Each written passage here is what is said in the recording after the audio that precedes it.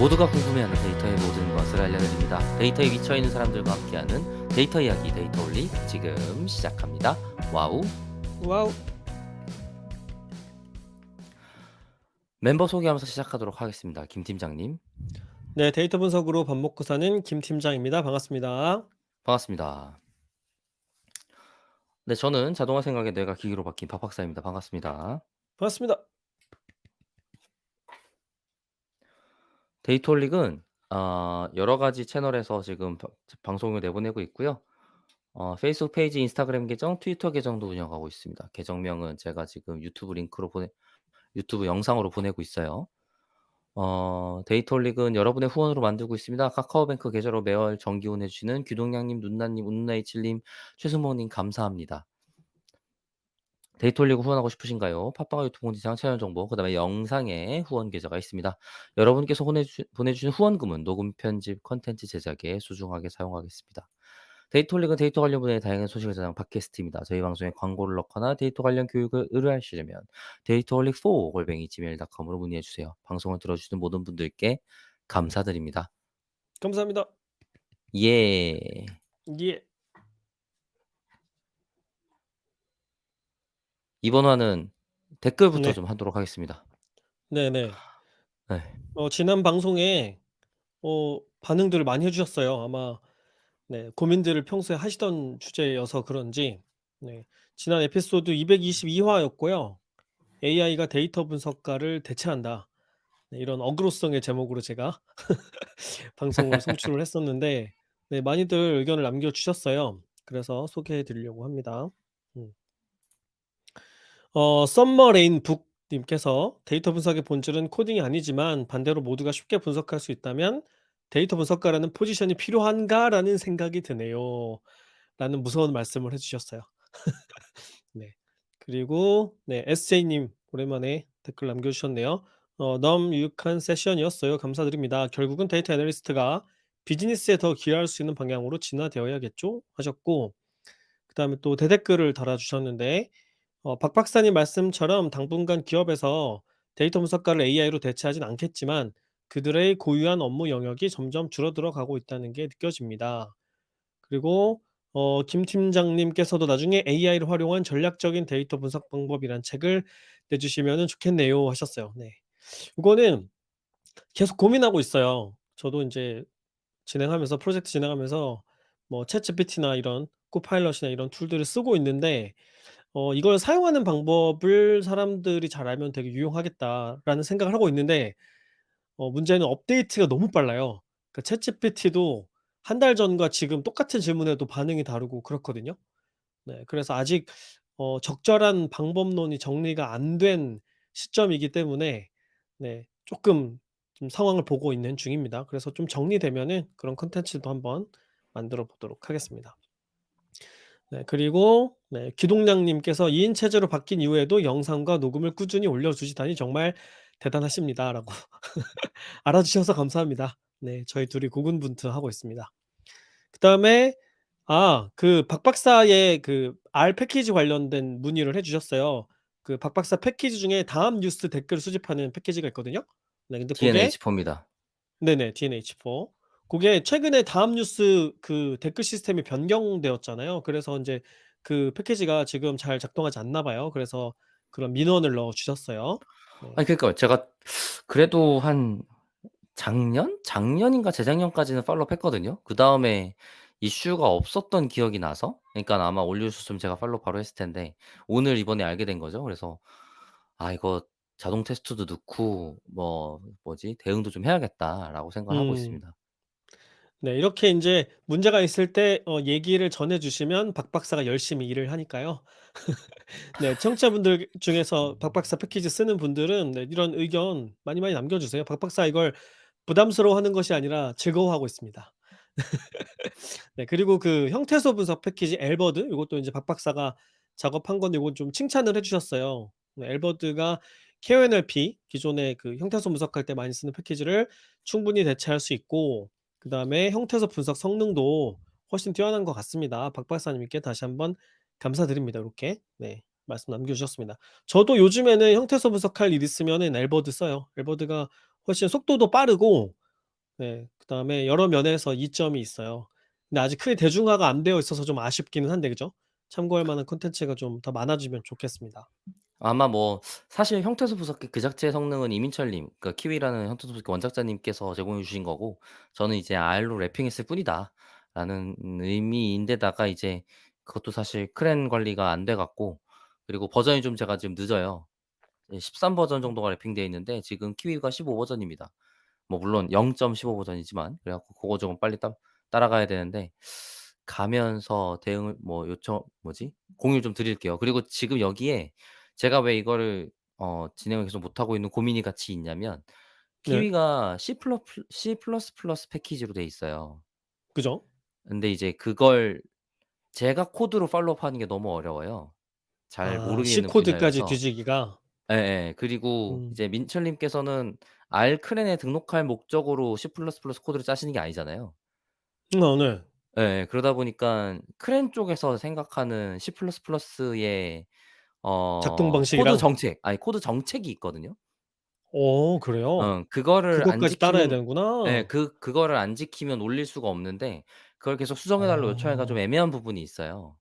그러네. 예. 그래 굳이, 갖고 네네네. 굳이 그걸 네 어 R을 그 위해서 해 달라고 하기가 그러네요. 그럴 거면 네가 음. 고쳐서 PR을 하든지, 약간 이런 느낌이 드는데, 제가 모르겠으니까 그게 계속 팔로우가 좀 안 되는 부분이 있어 갖고, 음.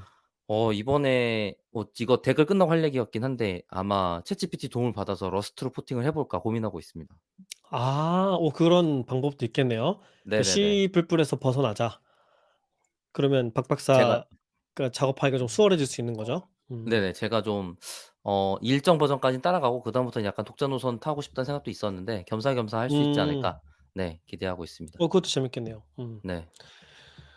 그러면은 파이썬 패키지 랩핑하는 작업하는 사람들은 다 비슷한 문제를 겪을 수 있겠네요. 파이썬 패키지를 C++ 로 만든 사람들이 또 있다고 하면 아, 비슷한 문제들이 거기는 있겠네요. 클 안에 이미 등록하려면. 개발자 풀이 충분히 큰 데다가, 파이썬 패키지는 사전 검사 같은 걸 안 해요.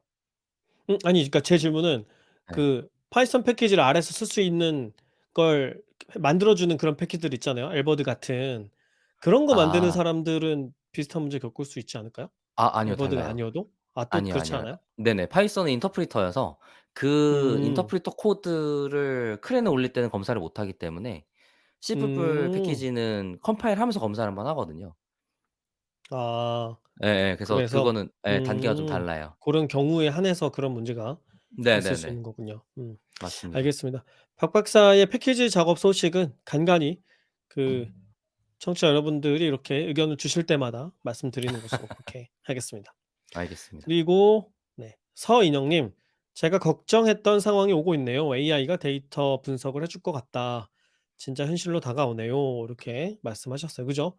네 저도 이게 '언젠간 이렇게 되겠지.'라고 생각을 하고는 있었는데 제가 예상한 것보다 너무 빨리 급작스럽게 와서 네 좀 당황스러워하고 있는 상황입니다. 그리고 안병모 님, "벌써 기초는 다 하게 되었네요. 이럴수록 점점 더 영상 올라오자마자 봐야 하는 유튜브이 되었네요. 그리고 이제 뭐 먹고 살지 고민 더 해 봐야겠네요. 이번 화도 내용 좋았고 감사합니다." 이렇게 네 말씀해 주셨습니다. 그러니까 이제 기초 데이터 분석을 네 AI들이 다 하게 되었다 이런 말씀을 해 주신 것 같네요. 그러게요. 네. 그다음에 어 이분 아이디를 제가 어떻게 읽어야 될지 잘 모르겠는데 렌마님 님 네. "지금까지 데이터 분석가라고 하고 시중에서 판매하는 교육 커리큘럼 수준을 보면 대부분 코딩을 따라해 보아요. 혹은 시각화를 해 보아요. 그 정도였대요. 그리고 뭐 최근에 OJT 형식, 그러니까 이제 프로젝트 하면서 진행하는 그런 식의 교육도 있지만 여전히 기술적인 측면에 집중하지 데이터 분석 본질에 이르지는 못하는 것 같습니다. 데이터 분석가의 본질은 문제 정의에 가깝고 이런 거는 커리큘럼으로 배우기가 어렵습니다." 이런 말씀하셨어요. 그리고 어 인제 앞으로 어떻게 될 건지 말씀하셨는데 "챗GPT가 더 고도화돼도 할루시네이션을 줄일 수는 없을 거다." 네 그래서 "챗GPT의 응답을 검증할 수 있는 능력, 또 챗GPT한테 질문하기 전에 사업적인 맥락을 파악할 수 있는 능력이 있는 사람이 살아남을 것 같다." 요런 네 말씀을 해 주셨습니다. 그죠. 이게 뭐 기술적인 뭐 코딩이나 이런 거는 우리가 교육을 통해서 익힐 수가 있을 텐데 네 말씀하신 그런 분석의 본질과 관련된 것들은 익히기가 어려운 것 같아요. 이거는 뭐 꼭 데이터 분석이라서가 아니라 네 실제 업무를 해 봐야만 알 수 있는 그런 지식들이 있으니까요.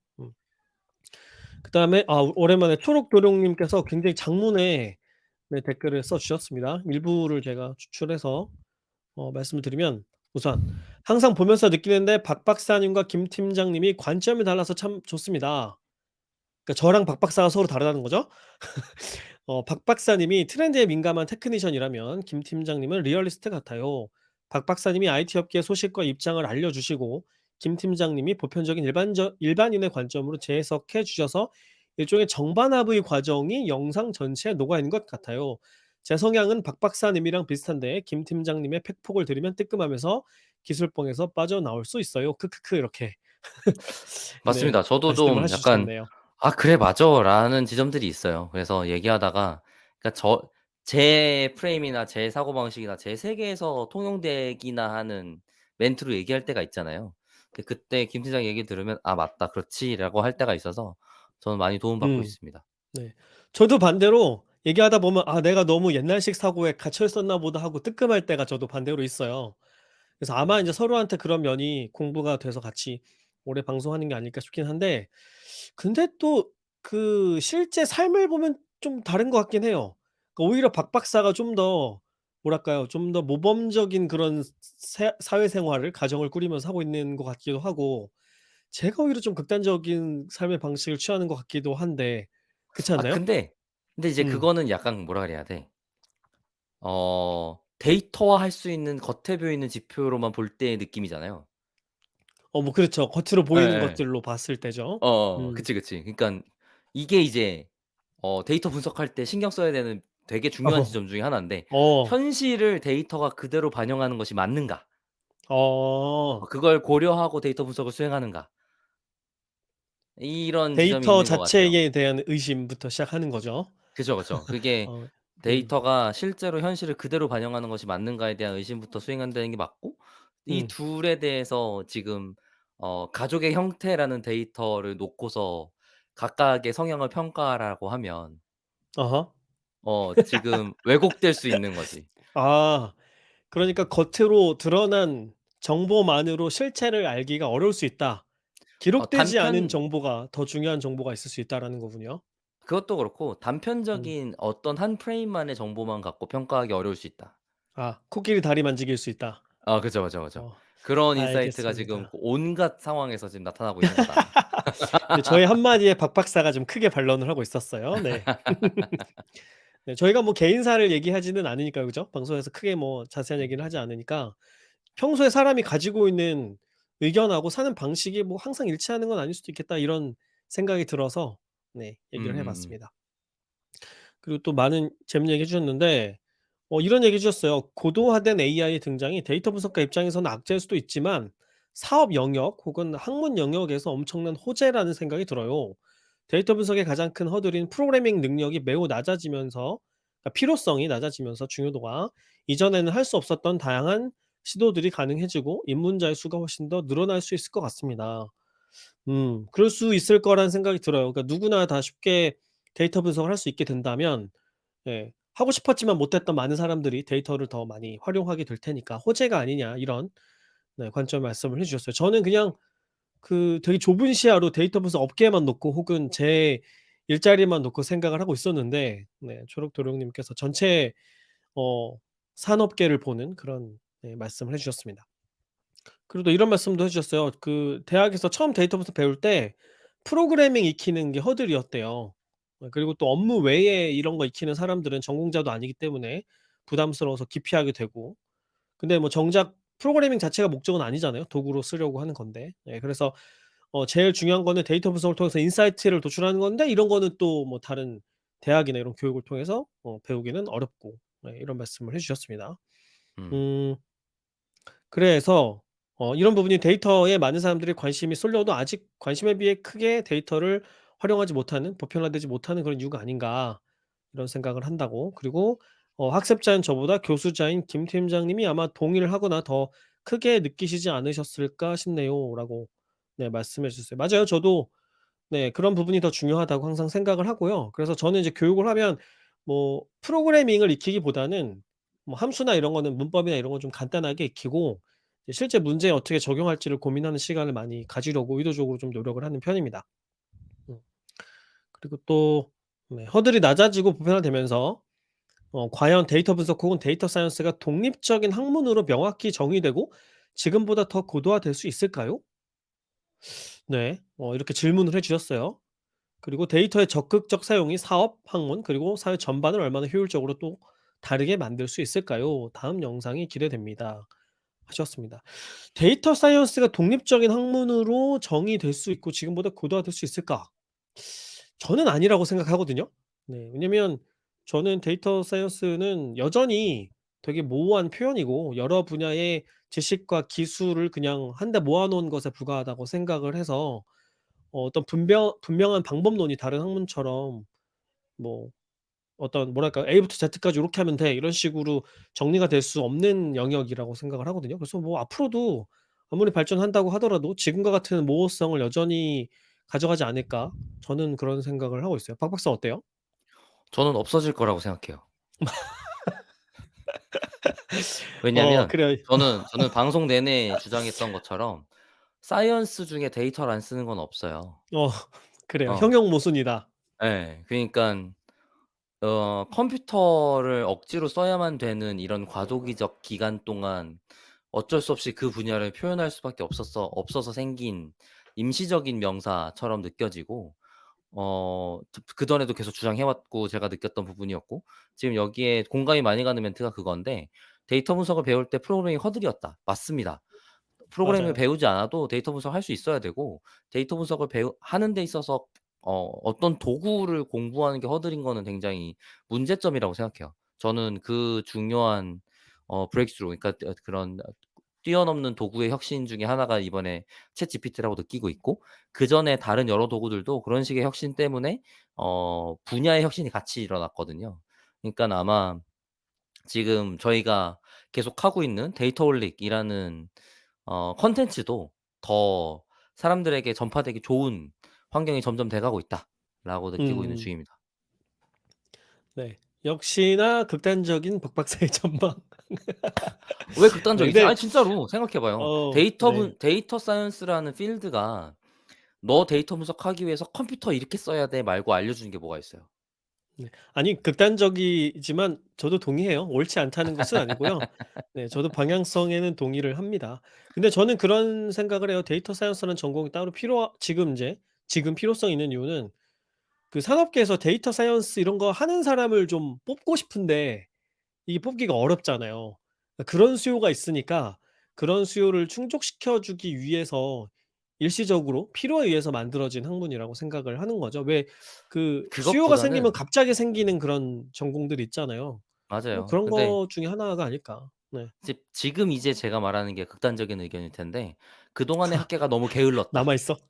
아니지. 어. 어. 왜? 데이터 사이언스라는 타이밍에 데이터 사이언스라는 학과가 생기기 전에 각 도메인이 이미 자기들이 받아들여서 가르쳤어야지. 놓쳤다. 어.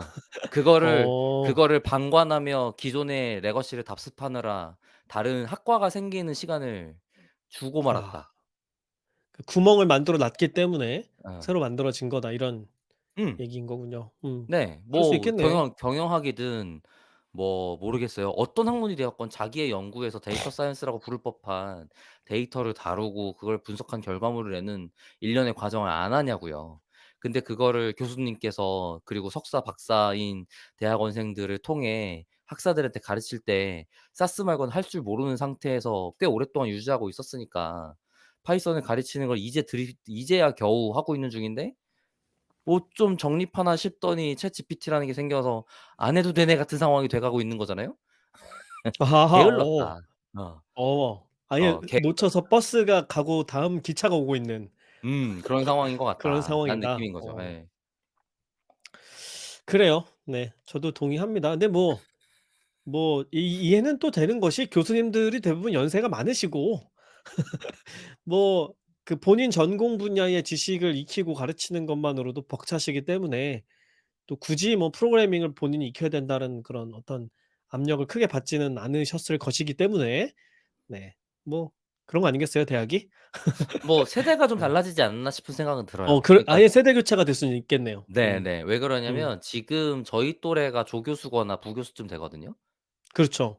예. 그러니깐 이제 프로그래밍이 네이티브인 교수이신 맞아요. 분들이 학계에 꽤 있는 상태이기는 해요 이제는. 그러다 보니깐 기존 교수들이 자신들의 세대 교체를 스스로 강요당했다 같은 느낌이고 음음. 인제 '언어 모델에 대한 적응은 지금 세대 교수들은 해낼 수 있지 않을까.'라는 기대감이 있기는 합니다. 음. 그럴 수 있겠네요. 그리고 네. 컴퓨터 공학 복수 전공하신 분들도 워낙에 많고 그죠? 그 다 문이과의 그 경계가 많이 없어지기도 했고. 맞아요. 심지어 어느 정도냐면 그과 전공이 아니고 컴공 교수인데 컴공 전공인데 교수로 가시는 분들도 계세요. 많죠. 맞아요. 예. 필요하니까 그렇게 가시게 되는 거죠. 같이 그런 연구해야 이제 될 일들이 점점 많아지니까. 맞아요. 그 사람의 도메인 전문성이 떨어지더라도 컴퓨터 사이언스 기술 그 자체만으로도 코딩 능력 그 자체만으로도 '다른 교수들과 협업하는 걸로 해결이 된다.'라고 음. 판단할 수 있는 수준이 된 거죠. 음. 그리고 이미 이제 교수님들이 일할 수 있는 대학교 자체가 많이 없어지고 있습니다. 그렇기도 해요. 예. 네.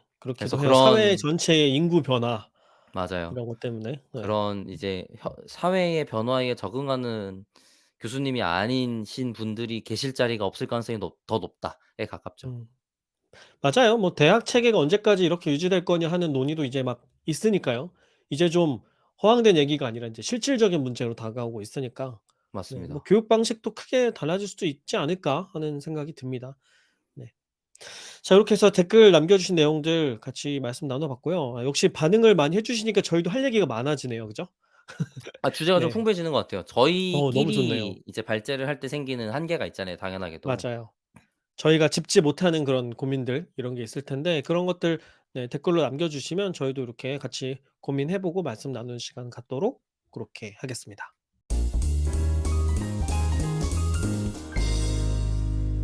오늘 콘텐츠는 박 네. 박사가 김 팀장에게 의뢰해서 준비했습니다. 예. 제가 의뢰받아서 준비했습니다. 아니에요. 네 의뢰한 게 아니고 기대하고 있어요.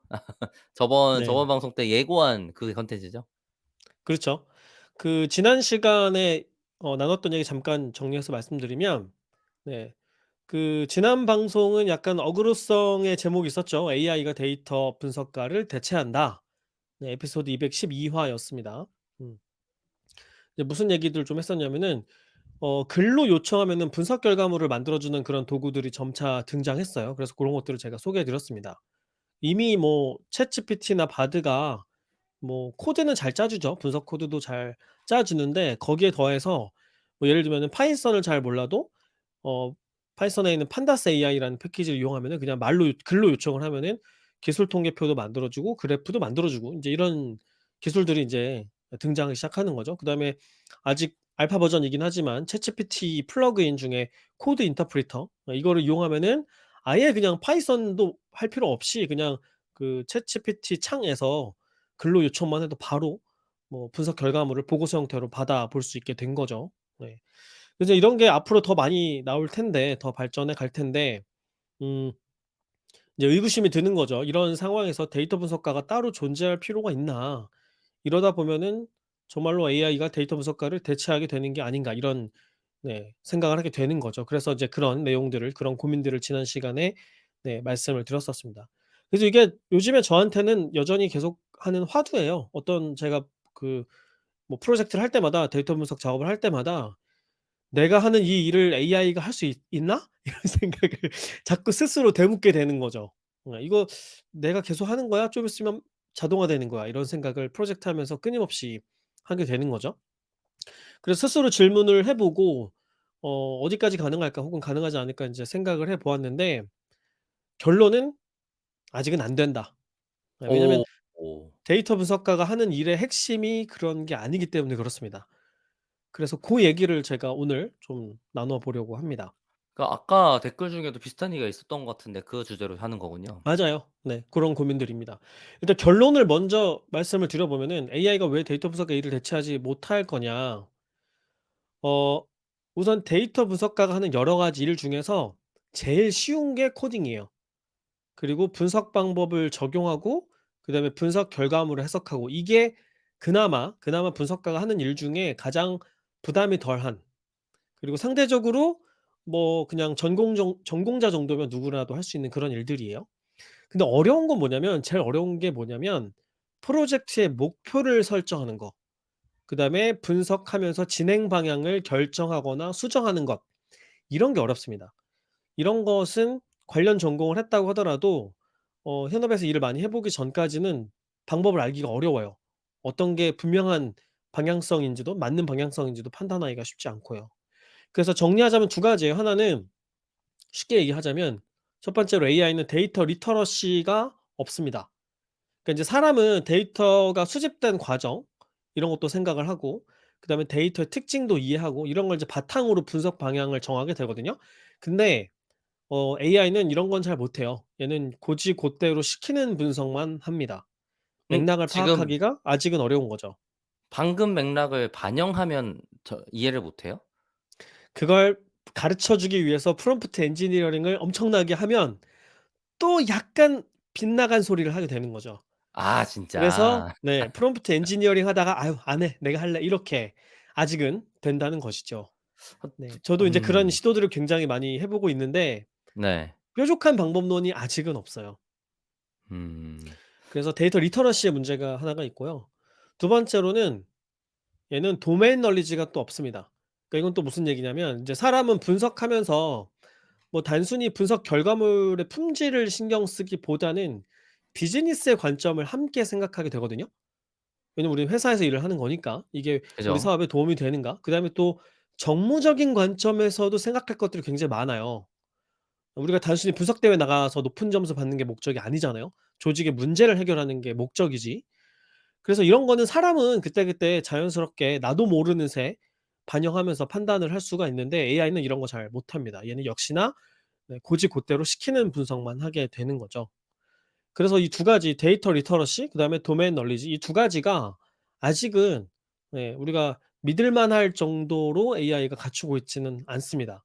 이런 부분에서 여전히 사람이 '일을 할 수밖에 없겠구나.' 하는 생각을 하게 되는 거죠. 음. 자, 결론을 먼저 말씀드린 거고, 그 그러면 데이터 분석 과정에서 데이터 리터러시와 도메인 널리지가 어떤 식으로 사용이 되느냐, 그게 뭐가 얼마나 중요하냐, 이런 얘기를 사례를 들어서 한번 말씀을 드려 볼게요. 제가 그 가상의 데이터 분석 프로젝트 사례를 말씀드려 볼게요. 우선 요런 상황을 가정해 보겠습니다. 온라인 쇼핑몰이에요. 온라인 쇼핑몰에서 데이터 분석가가 분석 프로젝트를 진행하고 있는 겁니다. 뭘 할 거냐면은 그 인제 고객들 중에 일부를 선정해서 쿠폰을 보내주려고 하는 거예요. 쿠폰 선물하기 이벤트를 하려고 하는 겁니다. 그래서 누구한테 쿠폰을 보내줄 건지를 결정하는 문제인 거예요. 근데 이 쇼핑몰에 수집되어 있는 데이터는 어떤 특징이 있냐면, 일단 이 쇼핑몰은 전화번호로 로그인하는 시스템이에요. 요즘에 그런 거 많죠. 따로 뭐 아이디 입력 안 하고 그냥 전화번호 인증해 가지고, 네, 그래서 사용자 아이디가 따로 없습니다. 음. 요런 특징을 가지고 있어요. 그래서 분석 과업은 뭐냐면, 일단 이제 구매 이력 데이터가 있을 거 아니에요. 쇼핑몰 이용 데이터. 이걸 이용해서 최근 1 년간 구매 금액이 가장 많은 우수 고객 100 명을 뽑는 겁니다. 그래서 이 사람들한테 50% 할인 쿠폰 선물 이벤트를 나중에 진행할 예정이에요. 요게 이제 첫 번째 과업이고요. 두 번째는 이렇게 뽑힌 사람들이 주로 구매한 품목이 뭔지를 살펴보는 거예요. 그래서 그 사람들이 주로 구매하는 품목에 맞는 할인 쿠폰을 보내줄 예정인 겁니다. 그럼 이제 이거를 분석을 한다고 하면 절차를 생각해 보면 아마도 이런 식으로 하게 될 거예요. 우선은 구매 이력 데이터를 가져다 놓고 여기서 최근 1 년간 구매 이력을 추출하겠죠? 그러고 나서 사용자를 전화번호를 기준으로 나누면 되니까 전화번호 기준으로 그룹핑을 하고, 그다음에 이제 구매 금액을 합계를 하면 되겠죠, 1 년치를. 그런 다음에 내림차순 정렬하면 되겠죠? 그러고 나서 상위 100 명을 추출하는 거죠. 그러면 뭐 ABC 고객이 가장 많이 구매를 했다, 1년 동안에. 그리고 품목을 살펴보니까 어떤 품목을 주로 구매한다. 이렇게 인제 분석을 하게 될 겁니다. 여기까지는 지금도 챗GPT한테 시키면 할 수 있어요. 챗GPT한테 "데이터가 이렇게 생겼고 이런 목적으로 분석을 하려고 하니까 코드를 작성해 줘."라고 하면은 이 정도는 거의 완벽한 형태의 코드를 만들어 줍니다. 물론 음. 얘한테 바로 표를 만들어 달라고 하면 그건 안 되고요. 지난 방송에서 보셨겠지만, 그러면 인제 얘가 말도 안 되는 데이터를 새로 생성해서 표를 엉뚱하게 만들기 때문에 분석을 시키는 건 안 되는데, 뭐 파이썬 코드를 요렇게 짜 줘 혹은 R 코드를 짜 줘 하면 충분히 할 수 있어요. 자 근데 이렇게 분석을 해서 인제 분석 결과물을 인제 살펴보는 중에 뭔가 이상한 점을 발견하는 거예요. 어떤 점을 발견하게 되냐면 그 상위 100 명의 어 구매 이력을 살펴봤더니 A 고객이 뭔가 구매 품목이 좀 이상한 거예요. 뭐가 이상하냐면 서로 범주가 굉장히 다른 품목들이 섞여 있는 거예요. 그래서 '뭐가 좀 이상한데 왜 이렇게 서로 다른 범주의 물건들이 사람이 동시에 샀을까?' 이걸 알아보기 위해서 이제 기간별로 한번 뜯어서 살펴본 겁니다. 기간별로 구매 이력을 살펴보니까 구매 패턴이 특정 날짜를 기준으로 갑자기 크게 변했다는 사실을 알게 되는 거예요. 그래서 살펴보니까 2022년 6 월부터 12 월까지는 이 사람이 A라는 고객이 이런 걸 샀어요. 구매 품목을 보니까 컴퓨터 디지털 용품이에요. 그래서 뭐 마우스, 키보드, 그다음에 이제 키보드의 키캡, 그다음에 키보드 윤활제, 뭐 케이블, 그다음에 플레이스테이션 게임 CD 이런 걸 산 거예요, 6 개월 내내.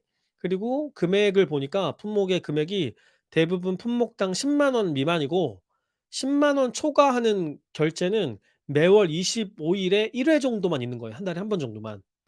네. 그리고 또 시각을 살펴보니까 언제 이 사람이 주로 구매를 하는가 봤더니 오후 6시 이후, 그리고 패턴을 보니까 한 주에도 여러 번 나누어서 구매를 하는 그런 형태였어요.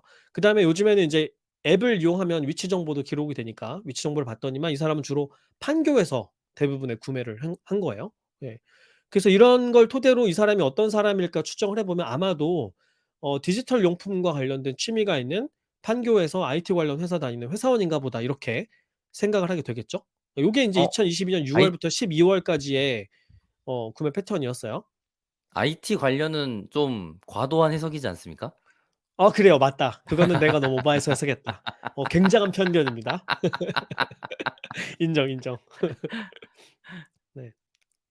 우리도 잘 알고 있는 사람 있잖아요, 조 과장이라고. 네.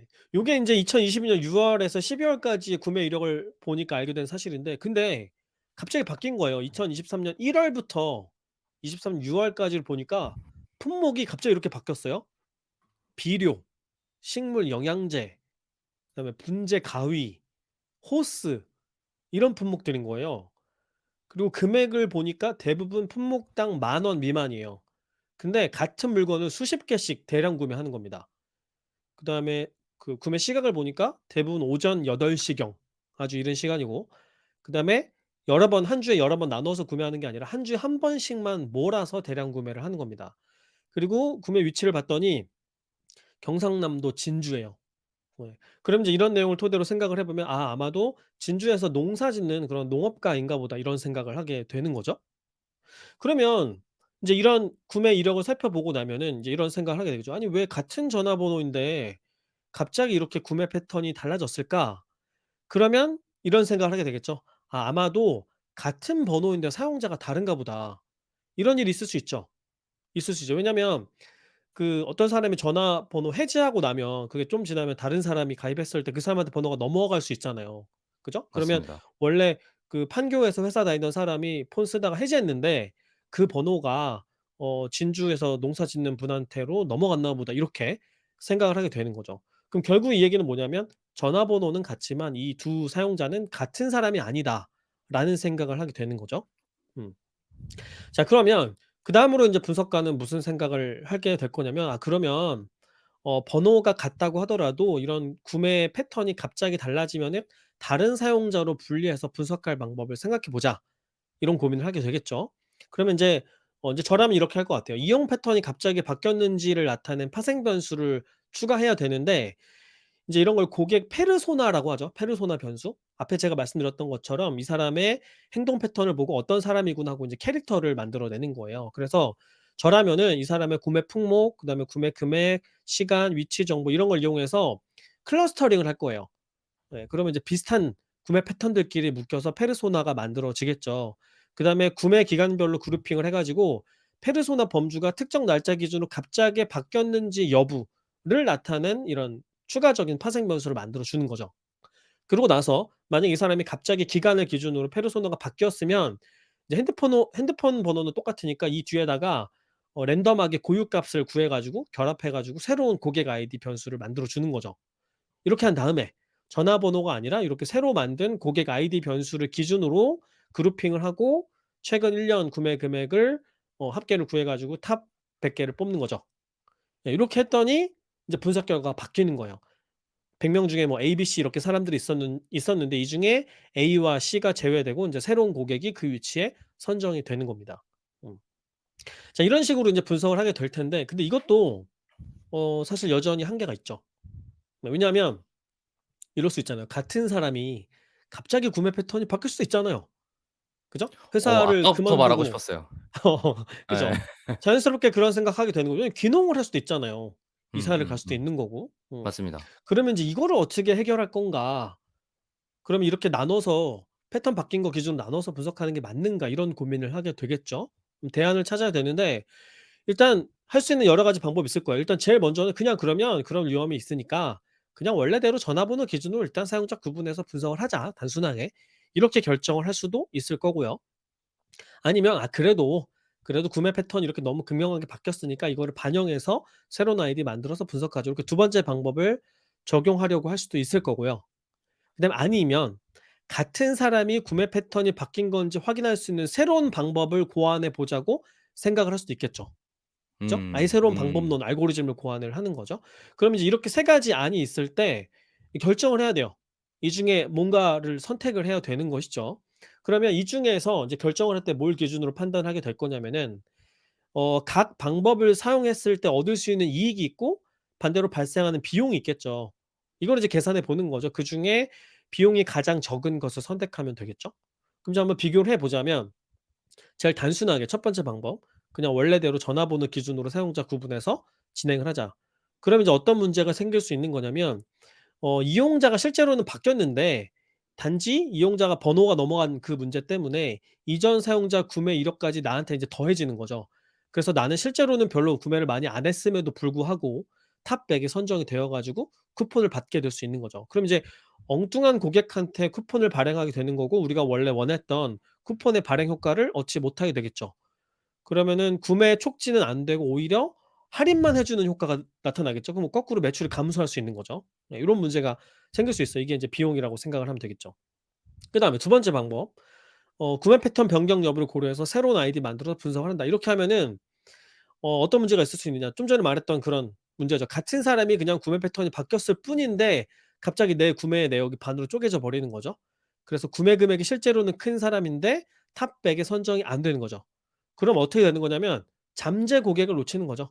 우수 고객의 잠재 고객을 놓치게 되고 쿠폰을 받으면은 더 구매할 수 있을지도 모르는 사람인데 쿠폰을 못 주게 되는 거고 그러면 쿠폰 발행 효과를 아주 최소로만 얻게 되겠죠. 고객들을 놓치게 되니까요.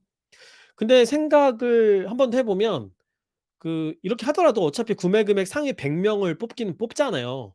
그럼 이렇게 뽑아도 100명 중에는 금액이 큰 사람들이 대부분 들어가 있기 때문에 어차피 많이 구매한 사람들이 받게 되기는 할 거예요. 그래서 잠재 고객을 놓친 효과가 있기는 한데 그게 뭐 그렇게 크지는 않을 거라고 생각이 되기는 합니다.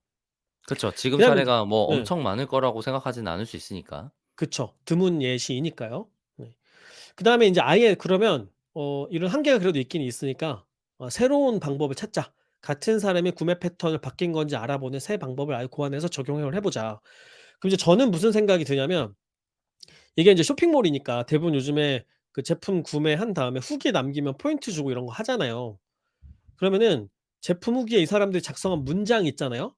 그러면 이런 문장을 보면 '같은 사람인지 다른 사람인지를 어느 정도 판단할 수 있지 않을까.' 하는 생각을 하는 거죠. 예를 들면 이 사람이 작성한 후기의 문장의 길이 그다음에 사용한 단어의 특성 그다음에 문장을 작성하는 습관 뭐 예를 들면은 띄어쓰기 습관이나 맞춤법 그다음에 특수문자 사용하는 습관이나 이런 거는 갑자기 바뀌기가 어렵잖아요. 보통 영속적이니까. 그럼 이런 걸 이용해 가지고 이 사람을 이렇게 분류할 수 있는 그런 모델 하나 만들어 가지고 이걸 활용을 하는 거죠.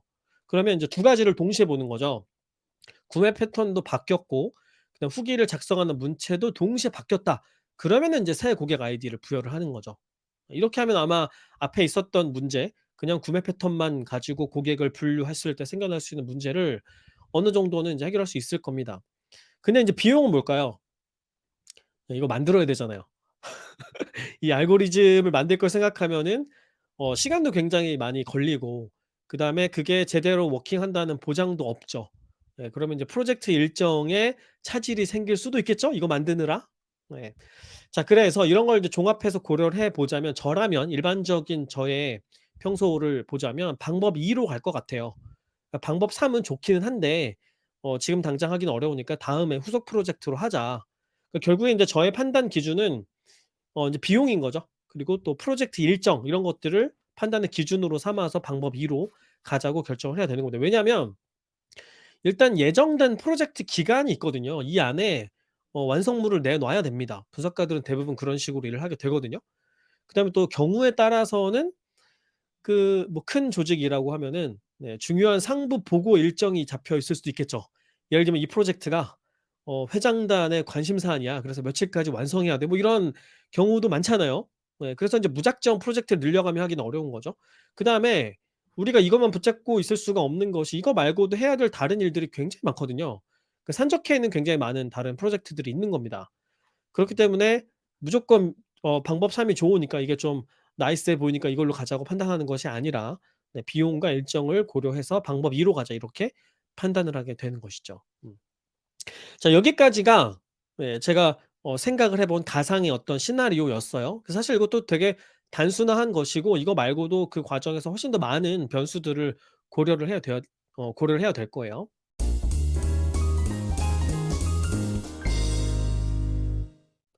그러면 제가 이 과정에서 분석가가 어떤 판단들을 했는지를 한번 살펴볼게요.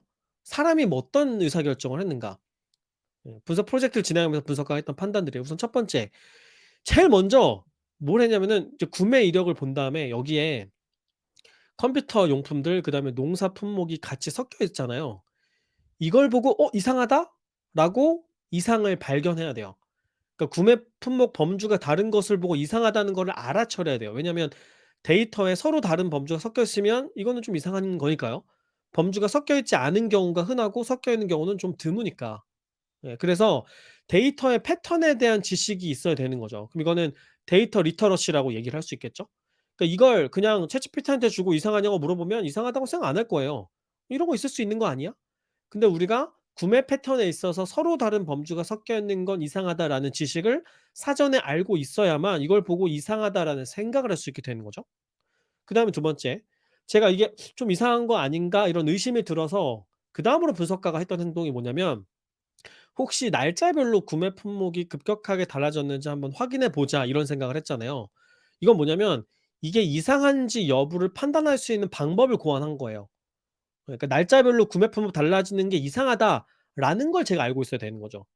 왜냐면 사람의 행동 패턴이 특정 날짜 지나서 갑자기 급격하게 바뀌는 경우는 흔하지 않으니까. 사람은 이전에 행동하던 대로 계속해서 행동하는 경우가 더 많으니까. 이런 생각을 해야 되는 거죠. 그러면 그럼 저는 뭘 갖고 있는 거냐면, 사람이 일반적으로 어떻게 행동을 하는지 사람의 행동 패턴에 대한 지식을 가지고 있는 거죠. 이것도 일종의 도메인 널리지라고 할 수 있겠죠, 사람에 관한. 그다음에 제가 인제 그러면 이 고객이 바뀐 게 아닐지를 알아보기 위해서 구매 품목, 그다음에 금액, 시각, 그다음에 위치, 이런 걸 비교해서 '다른 사용자인지를 한번 알아보자.' 이런 생각을 했잖아요. 그러면 구매 패턴을 구분할 수 있는 판단 기준을 찾아낸 거죠. 왜냐면 사람이 쇼핑몰을 이용할 때 품목이 크게 바뀌거나 금액대가 크게 바뀌거나 아니면 구매 시각이 크게 바뀌거나 위치가 크게 바뀌거나 이러지 않는다는 사실을 제가 알고 있기 때문인 거죠. 그럼 이건 뭐냐면 제가 사람의 쇼핑몰에서 하는 구매 행동에 대한 지식을 가지고 있는 거예요. 이것도 일종의 도메인 널리지라고 할 수 있겠죠. 쇼핑 행동에 관련된 지식을 가지고 있는 겁니다. 그다음에 제가 구매 패턴을 기간별로 비교를 할 때 ''6개월 전으로 비교하자.' 이렇게 판단을 했었어요. 이 22년 6 월부터 12 월까지를 놓고, 그다음에 23년 1 월부터 6 월까지를 놓고 반으로 쪼개서 비교를 하자. 비교 기간을 제가 결정을 한 거죠. 왜냐면 이게 6 개월씩 잘라서 비교하지 않고 최근 1 주일과 그 이전 이렇게 나눠서 비교할 수도 있잖아요. 근데 저는 6 개월이라는 기간으로 나눴다는 거죠. 왜 이렇게 나눴을 거냐면, 일단은 사용자가 아주 바뀌었다고 할 만큼 상대적으로 영구적인 구매 패턴의 변화를 확인할 수 있는 그 정도의 기간이 있어야 되는 거죠. 그럼 최근 1 주일만 보고 만약에 판단한다고 하면은 구매 패턴이 달라졌다고 하더라도 이게 같은 사람이 일시적으로 어떤 상황에 처해서 갑자기 다른 것들을 구매한 건지 아니면 사용자가 아예 바뀌어 버린 것인지를 판단하기가 어렵겠죠. 너무 짧으니까 일 주일이라는 기간은. 그다음에 분석 대상이 최근 1년 구매였잖아요. 1년 기준으로 탑 100을 뽑는 거였으니까요. 그러면 1 년이니까 6 개월씩 반으로 나누는 게 좋겠다. 이렇게 생각을 한 거죠. 왜냐하면 반씩 나누면 각각의 그룹에 6 개월씩 비슷한 정도 분량의 데이터가 들어가게 될 거 아니에요. 그러면 비교하는 게 비등비등해지기 때문에 어느 정도 합리성을 갖게 되는 거죠. 그러면 이렇게 비교를 할 때 반반 나누는 게 양쪽에 비슷한 정도의 롤을 집어넣어 주는 게 합리적이다라는 생각을 해야 되는 거죠. 그럼 이거는 데이터를 바라보는 눈, 데이터 리터러시가 있다고 생각을 해야 되겠죠. 혹은 뭐 분석 노하우라고도 할 수 있을 거고요. 그다음에 제가 이런 생각을 했었어요. '해지한 폰 번호가 다른 사람한테 넘어갔나 보다.' 이렇게 뭔가 패턴이 달라진 걸 보고 '그 원인이 아마도 핸드폰 번호가 넘어갔기 때문일 거야.'라고 근거를 추론을 한 거죠. 그죠? 그러면 이걸 생각을 해내야 돼요. '아 폰 번호가 다른 사람한테 넘어갈 수도 있다.'라는 생각을 해내야 되는 거죠. 그럼 제가 뭘 알고 있어야 되냐면 한국에서 통신사가 고객이 약정을 해지하면은 그 번호를 다른 사람한테 재판매한다라는 사실을 제가 알고 있어야 되는 거죠. 혹은 제 주변에 평소 얘기 들었던 것들을 토대로 주변에서 예전 번호 주인한테 전화 받은 그런 사례들이 있었어. 이걸 제가 어디서 주변으로부터 들어 가지고 알고 있어야 되는 거죠. 그러니까 이건 결국에 핸드폰 사업에 관련된 도메인 널리지가 있어야만 하는 겁니다. 그죠? 그다음에 이런 생각을 했어요. 제가 이 방법을 적용하기로 한 다음에 아니 근데 폰 번호가 같아도 이용 패턴이 달라지면은 다른 사용자로 분류할 수 있으려면은 뭔가 방법을 적용해야 되지 않을까? 사용자를 식별할 수 있는 클러스터링 방법, 페르소나 변수를 추가하는 방법 이런 걸 적용해 보면 되지 않을까라는 것을 생각해 냈죠.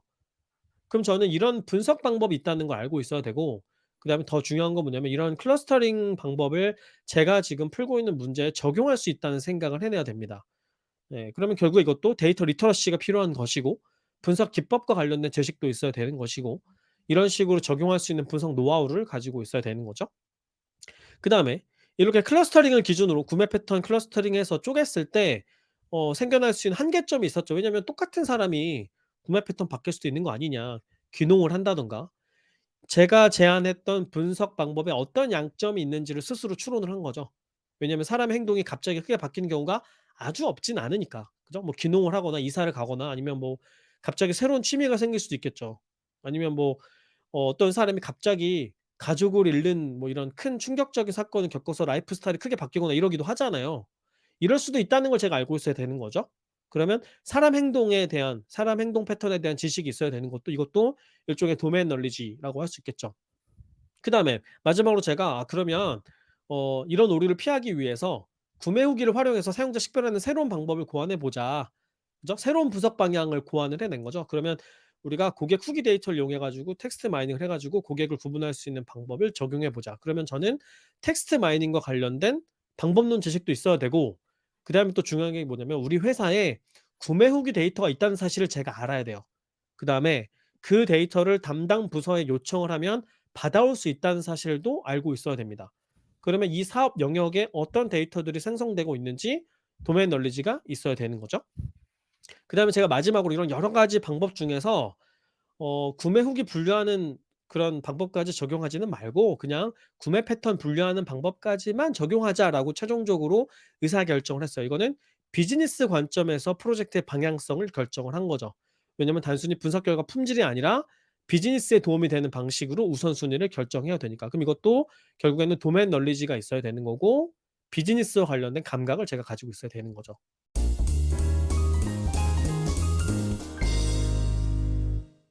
그래서 제가 지금까지 말씀드린 것들을 정리해 보자면 상대적으로 굉장히 단순한 과업이었어요. 굉장히 단순한 프로젝트인데도 불구하고 분석가가 한 판단과 의사결정이 제가 지금 얘기했던 것들만 쭉 나열해 보면 한 9 가지 정도가 되거든요.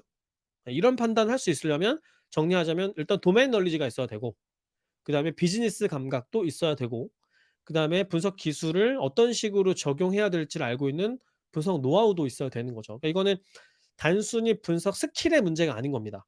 방법론을 알고 있느냐 없느냐의 문제도 알고 있느냐 그렇지 않느냐의 문제도 아니고 코딩을 할 수 있느냐의 문제도 아닌 거죠. 네.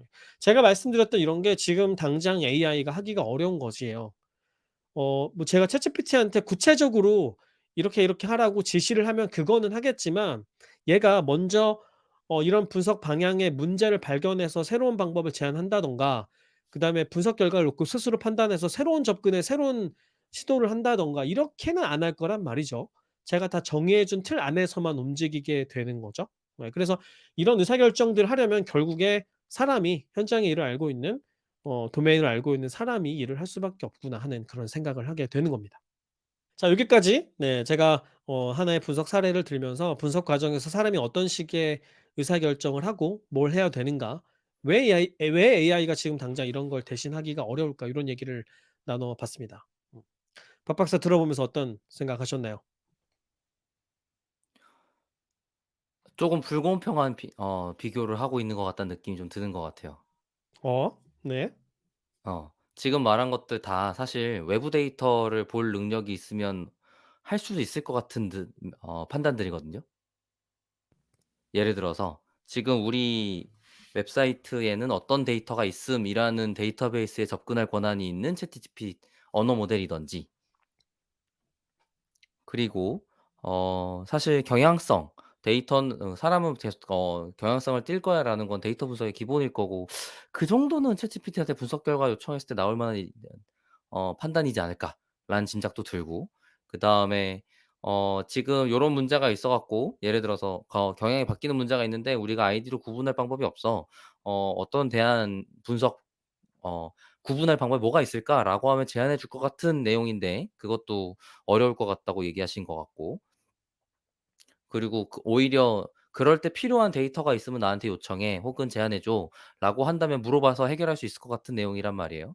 그러니깐 지금 말씀하신 9 가지의 판단들을 모두 하나하나 곱씹으면 언어 모델을 쪼끔 더 잘 쓸 줄 안다면 될 수 있을 것 같은 내용이긴 해요, 제가 듣기에는. 그래서 도메인 널리지만 유난히 좀, 그리고 그것 중에도 텍스트화가 안 됐을 법한 유난한 부분들만 제한적으로 어려울 수 있겠다는 생각은 들고, 그렇다고 거의 대부분이 다 '그렇지. 안 되겠구나.'라는 생각이 드는 발언들은 아니었던 것 같아요. 그래서 지금 말한 대로라면 오히려 더 잘할 수 있을 것 같은데?'라고 느낌이 드는 지점이었던 것 같고, 그게 아마 '저는 할 줄 아니까.'이지 않았나 생각은 들긴 하는 것 같아. 예. 그걸 그러니깐 챗GPT, 그러니까 언어 모델을 사용할 때 있어서 어 저는 아직 제가 전혀 모르는 분야에 대해서 탐색하면서 사용한 적은 아직 없거든요. 그러니깐 얘가 잘 못하거나 잘 모르면 "이런 방법도 있는 것 같은데 한번 그걸로 해 볼래?"라든지, 아니면 좀 더 큰 범주 내에서 제가 키워드라고도 알잖아요. 저는 다른 분들에 비해 유난히 특이한 점이라면 어떻게든 어떤 분야든 대충 키워드는 안단 말이에요. 그러니깐 그런 걸 들은 기억이 있는데 같은 걸로 전달할 때 생기는 이익이 저한테 있는 편이라서 '그 정도라면 될 것도 같은데.'라는 느낌이 드는 어 판단들이었습니다, 제가 듣기에는. 그래서 그거에 대해서 김 팀장님이 되려 또 어떻게 생각하는지 궁금하기는 해요. 네. 우선은 앞에 박 박사 얘기한 거 그러니까 지금 그 "공평한 게임이 아니다." 왜냐면 챗GPT는 데이터에 접근도 못하고 그런 걸 들여다볼 수 없는 상황이라서 못하는 거지 그죠? "그런 걸 주면 하지 않겠냐." 그리고 저도 지금 그렇게 이미 생각합니다. 플러그인 시스템이라든지 아니면 그 회사 내에서 여러 회사에서 지금 사내 언어 모델에 대한 도입이나 검토들을 하고 있는 마당에, 그럴 때 사내 데이터베이스 접근 권한이 없는 애를 그냥 생짜 연결이 안 돼 있는 데이터 모델 언어 모델을 사용할까라고 하면 굉장히 회의적이거든요. 그러니까 네. 그런 상황에서라고 생각하면 더욱더 그렇다는 거죠. 그래서 제가 지금 생각하는 '지금 AI가 분석가의 일을 대체할 수는 없을 거다.'라고 하는 생각은 지금 그렇다는 얘기고요. 아 뭐야 이건 또. 지금 그렇다는 얘기고요. 그거는 이제 2 부에서 미래상을 그릴 때 '그럼 이것까지 가능해지도록 만들려면 뭘 해야 될까? 앞으로는 어떻게 될까?' 요런 얘기할 때 같이 나눠 보려고 합니다. 저도 박 박사와 같은 생각을 하고 있어요. 이건 언어 모델의 음. 문제가 아니라 이 시스템 구성과 관련된 혹은 어떤 식으로 우리가 이걸 지금 잘 활용하고 있는가와 관련된 문제라는 생각이 들고요. 음. 음. 어 갑자기. 언어 모델이 여기 하나 들어 있습니다. 아 언어를 학습적인 모델이 네 트레이닝 중인 맞아요. 모델이 지금 등장하셨네요. 음이랑 두 개 하고 있어요. 그걸로 벌써 박 박사는 다 알아들었다. 아 그럼요. 어. 그다음에 두 번째로는 네 어 박 박사가 "아 이거는 충분히 챗GPT가 제안해 줄 수 있는 그런 방법론들 아니냐." 퇴장하셨습니다. 아 이거 방송에 들어가겠죠? 아 얘기가 아 네. 네 나가면서 인사를 했어요. 네 맞아요. 음. 그것도 맞아요. 맞아요. 요청할 수 있고 고렇게 대답할 수 있는 형태로 물어보면 대답을 합니다. 그러니까 그 얘기는 뭐냐면 데이터 분석가인 제가 챗GPT한테 요청하면 제가 예상한 도움이 될 만한 답변을 얻을 수 있어요. 근데 분석가가 아닌 사람이 앉았을 때는 그런 질문들이 떠오르지 않는 거죠. 왜냐면 여기에 문제가 있을 거라는 생각을 해야 "여기에 이런 식의 문제가 있지 않겠니? 다른 방법이 뭐가 있겠니?"라고 물어볼 수가 있거든요. 예 그러니까 박 박사 이야기한 대로 어느 정도 감각이 있기 때문에 그런 의심들도 할 수 있는 거고 적당한 질문들도 할 수 있게 되는 건데 그걸 질문하기 전에 챗GPT가 먼저 해 주지는 않는다는 거죠. 음. 그 지금 방금 맥락에서 쪼금 구분해야 될 게 하나 있는 것 같아요. 그러니깐 어떤 역량을 가지고 있는 사람이라고 할 때 그 역량 부분 중에 도메인 날리지 부분은 이해가 돼요. 그러니깐 어떤 예를 들어서 이커머스라고 하면 '이커머스 사용자들의 특성이 무엇이다.'라는 걸 계속 데이터를 보면서 겪었던 경험치를 갖고 있는 사람이 이건 데이터 특성이 좀 다르다 보니까 다른 사람일까?' 아니면 내 경험상 '이거는 사람이 갑자기 그렇게 마음 바뀔 일이 쉽지가 않으니까 뭔가 계정이 바뀌었을까?' 같은 생각을 할 수도는 있겠는데 생각을 해 보자면 도메인 날리지가 중요하지 않을 수도 있다라는 생각이 같이 드는 지점인 것 같아요. 왜냐하면 '데이터 분석가이기 때문에 그런 생각이 드는 건가?' 가 아니거든요 제가 느끼기에는. 그 데이터를 많이 본 경험이 있는 사람이 가까운 거지 그러니까 현업 실무에서 실제로 일하고 있는 사람이란 뜻에 가깝지 데이터 분석가는 되려 이거에 대한 경험치가 없을 가능성이 높아요. 엄밀히 따지면 그 과거의 그 데이터 분석가의 정의를 생각을 해 보자면. 왜냐하면 데이터 분석가는 실제로 데이터 그쵸. 데이터 어널리티스는 얘기가 다르겠네요. 죄송해요. 그러니깐 제가 지금 정의하고자 했던 데이터 분석가는 분석 기능을 제공하는 사람, 데이터 날리지 없이란 뜻이었어요. 죄송해요. 근데 이제 도메인 날리지만 있는 사람이라면 되려 말이 된다라고 봤던 부분인데 왜 그러냐면 어 도메인 날리지가 지금 현실 세계 데이터에 가깝고 얘를 해석하기 위한 기술들은 올드 패셔너하게 혹은 역사적으로 계속 쌓여 왔던 무언가잖아요. 그렇기 때문에 챗GPT를 어떤 전문가를 흉내내라고 하는 순간 얻을 수 있는 데이터에 가까워 보여요. 예를 들어서 "어떤 분석 방법이 필요하냐?" "이럴 때 이 데이터에서 어떤 문제가 있는 것 같냐?" "이런 분석 방법 도입할 때 제약 사항이 뭐가 있냐?" 이런 것들은 오히려 챗GPT가 할 법한데 지금 우리 특정 회사의 특정 데이터의 특정 도메인 분야에서의 문제점들은 제가 알아야 되는 문제라는 거죠. 그러니깐 뭐 말한 대로 지금 이 사용자의 구매 카테고리가 달라진 부분을 탐지해야 되는 건 제가 해야 될 일은 있을 수도 있을 것 같은데 심지어 어 이커머스 분야에서 사용자의 페르소나가 달라질 수 있는 가능성조차도 '글로벌리 지금 언어 모델이 학습한 텍스트 내에서 없을까?'라고 생각하면 저는 전혀 그렇지 않거든요. 그러니깐 이게 되게 특수한 분야의 특수한 회사에서 특수한 상황에서나 그거를 못 맞추지 어지간하면 '도메인 널리지조차도 알고 있지 않을까.'라는 짐작을 하게 되는 부분이 있고 거기다가 그럼 사람이 뭘 해야 되냐? 뭘 하면 지금 챗GPT랑 같이 데이터 분석할 때 페어로서 효과적이게 되느냐라고 하면 사용자는 내가 모르는 게 뭔지 정확하게 인식해서 챗GPT가 언어 모델이 놓치고 있는 구멍이 뭘지에 대한 논리적 사고 체계를 갖추는 것이 사람이 해야 할 일처럼 보이는 거죠. 지금 원래 사람이 통으로 혼자 하던 그러니깐 기능적으로 분리되어 있지 않았던 거를 쭉 나열해서 "지금 이것들은 챗GPT가 혼자 수행하지 못하지 않냐?"라고 얘기를 하신 것 같은데 그게 아니라 예를 들어서 어 데이터를 봤을 때 경향성 있는 애들은 당연히 있을 거니까 됐고, 그 경향성이 깨지는 다른 아웃라이어인 데이터들이 충분히 있는 건 너무 자명할 거고, 그건 사람 입장에서 이상하다고 느낄 거예요. 그렇다면 "이거 좀 이상한데, 데이터가 이상한데 내가 지금 여기서 문제라고 할 수 있는 게 뭐가 있을까?"라고 질문했을 때 대답을 해줄 것 같고, 심지어 그것도 될 것 같고, 그리고 그렇게 "그러면 이거를 어떻게 문제를 풀어야 되니? 아니면 이걸 어떻게 도입하면 좋겠니?" 라고 하면서도 우리 회사 상황이라든지 같은 걸 제시를 했을 때 "지금 말한 문제들을 대답 못할까?"라고 하면 저는 그렇게 느껴지지도 않아요. 그러니깐 사용자는 챗GPT 언어 모델의 능력을 최대한 활용해서, 심지어 내가 질문한 거에 대한 대답을 들었을 때 그게 사실이거나 그러면 좋겠는지에 대해 검토할 수 있는 방법론을 갖추고 있는 상황에서 이걸 활용할 때 지금 말한 질문들을 모두 언어 모델이 못할 거냐라고 하면 저는 전혀 그렇게 느껴지지 않는 것 같아요.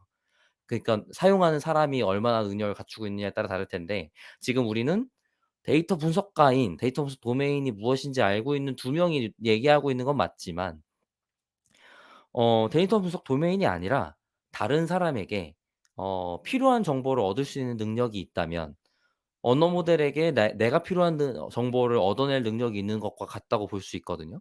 그러니깐 그 능력을 갖추는 게 중요한 것처럼 보이는 에피소드라는 느낌은 드네요. 음. 네, 여러 가지 박 박사가 어 고민들 이야기해 줬는데 많은 부분 저도 동의를 해요. 일단은 아까 챗GPT를 쓸 때 AI 모델을 쓸 때 필요한 지식이 그게 그 비즈니스 도메인과 관련된 지식이지 데이터 분석 스킬과 관련된 건 아니지 않느냐. 그런 건 음. 챗GPT도 할 수 있는 거 아니냐.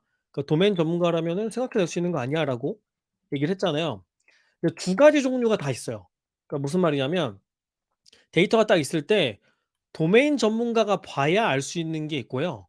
그다음에 데이터 전문가가 봤을 때 분석가가 봤을 때 알 수 있는 게 있어요. 이게 서로 좀 달라요. 그러니까 어떤 분야에서 오랫동안 일한 도메인 전문가라고 하더라도 데이터를 봤을 때 찾아내지 못하는 변수들이 꽤 많아요. 그러니까 이 사람들이 오랫동안 가지고 있었던 어떤 이론들이 있잖아요. 경험칙들이 있죠. 보통은 그런 걸 중점적으로 고민들 하시기 때문에 물론 인제 베테랑으로 일을 오래 하신 분들이 잘 보시기는 하지만 오해에 빠져서 실제로는 중요하지 않은 걸 중요하다고 이야기를 하거나 아니면 실제로는 중요한데 모르고 있거나 이런 것들이 꽤 많습니다. 특히 뭐 예를 들어서 뭐 머신러닝 모델링을 한다 그러면 거기에 여러 변수들을 활용하게 되잖아요.